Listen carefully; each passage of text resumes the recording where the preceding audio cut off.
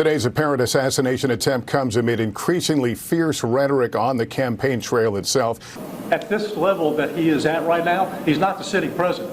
If he was, we would have had this entire golf course around it. But because he's not, the security is limited to the areas that the Secret Service deems possible. So I would imagine that the next time he comes to the golf course, there'll probably be a little more people around the perimeter. What you talking about? What you talking about? What you talking about? What you talking about, Willis? Sunday, September 15th, 2024. At this level that he is at right now, he's not the sitting president. If he was, we would have had the entire golf course surrounded. What? You do not determine protection services based on one's station or affectation, but rather on the threat level. What are these, amateurs?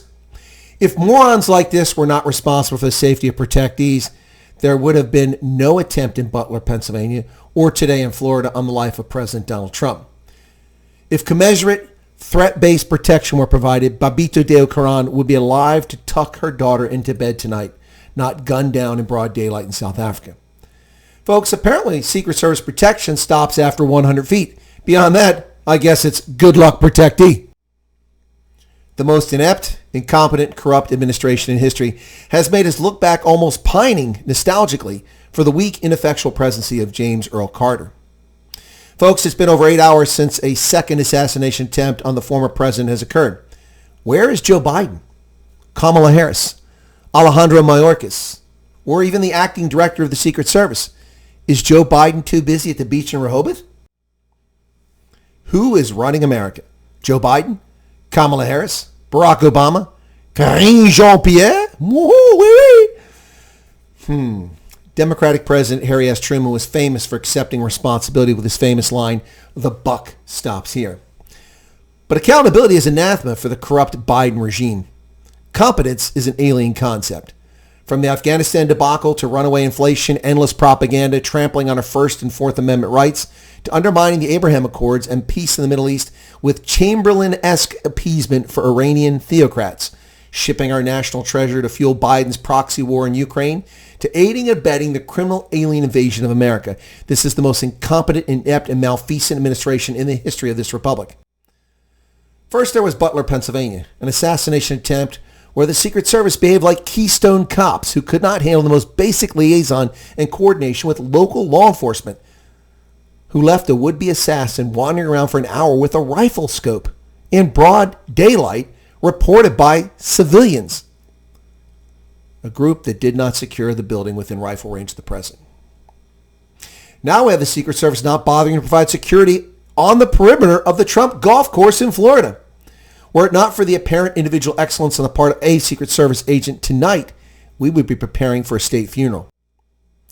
Institutional incompetence that runs all the way to the top, from the Secret Service to DHS and Alejandro Mayorkas to the FBI and Christopher Wray, and straight up to Joe Biden.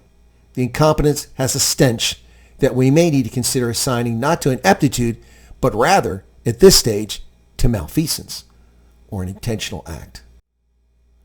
The Secret Service has been told by Congress for well over a decade to clean up their act. They've been told to meet recruiting targets.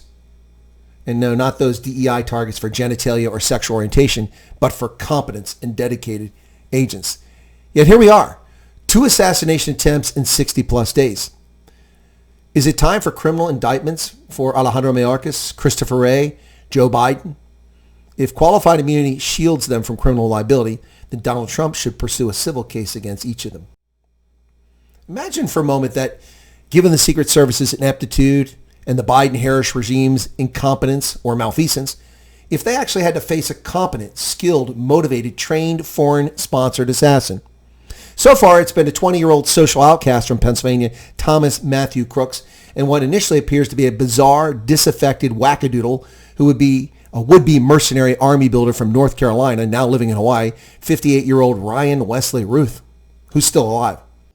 To me, you know, a lot of the other conflicts are gray, but this conflict is definitely black and white. This is about good versus evil. Mr. Trump, his running mate J.D. Vance continue to make baseless claims about Haitian immigrants in Ohio. NBC's Lester Holt said today's apparent assassination attempt comes amid increasingly fierce rhetoric on the campaign trail. Mr. Trump, his running mate J.D. Vance, continue to make baseless claims about Haitian immigrants in Springfield, Ohio, resulting in bomb threats. This weekend, there were new bomb threats in that town. Our Maggie Vespa is in Columbus, Ohio, with more. Lester, simply put, Springfield, Ohio has been inundated by threats. That's your focus when they try to murder the president? Are you serious? This garbage posing as journalism is in no small measure, at least in part, responsible for the toxic political climate and the attempts on Donald John Trump's life. In their recent debate, Kamala Harris devoted her debate performance to spewing a series of demonstrably false statements, calling her opponent the most vile names while telling us to unify and forget about the past, but calling him a sex offender, calling him a convicted criminal, calling him dangerous to democracy, and telling people that he filed for bankruptcy 6 times. One lie after another. And we wonder why things are the way they are.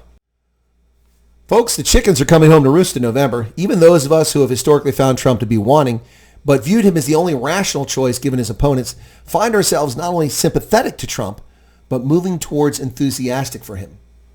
Democrats, you have only yourselves, legacy media, and the corrupt tech titans to blame for this seismic shift towards President Trump. You created this culture of toxic garbage by lying about a man who refused to take a salary while serving the people. Because for you and your rhino friends in Congress and in state houses and legislatures around the country, it's not about serving the people. You forget that you work for us, not the other way around. We're not your serfs. Stop stealing our money and giving it to Ukraine and wasting it. You work for us. You're accountable to us. This November, people need to hold these people accountable at the ballot box.